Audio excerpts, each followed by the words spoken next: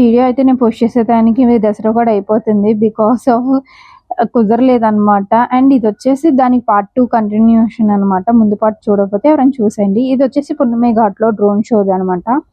లోనికి ఎంట్రన్స్ అవ్వంగానే అలా అలంకరణ సెట్ అయన్నీ ఉన్నాయి. లోనకెళ్దాం అనుకున్నాం కానీ అవ్వలేదు కేదార్‌నాథ్ అవి. అండ్ నెక్స్ట్ ఇయర్ అయినా చూడాలి ఏం ప్లాన్ చేస్తారో. ఇదొచ్చేసి మా డ్యాడీ వాళ్ళు పనిచేస్తారు కృష్ణ మిల్క్ యూనియన్‌లో. మిల్కీ సాఫ్ట్ ఐస్ క్రీమ్ అయితే తీసుకున్నాము. అండ్ డిఫరెంట్‌గా ఉంది. టేస్ట్ బాగుంది. మీరు కూడా ట్రై చేయండి. అవుట్‌లెట్స్‌లోకి వస్తాయి ఖచ్చితంగా. అవి లాంచ్ చేశారనమాట. ఇదేమో చాక్లెట్ క్యాండీ అనమాట. శాన్వి ట్రై చేసింది. అది ఐస్ క్రీమే చాలా బాగుంది.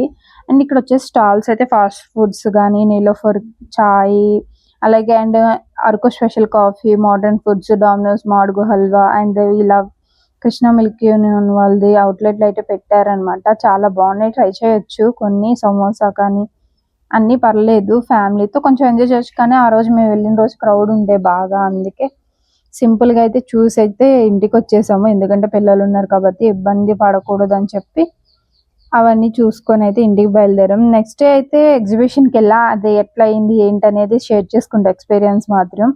మీరేమంటారు? ఉంటాను.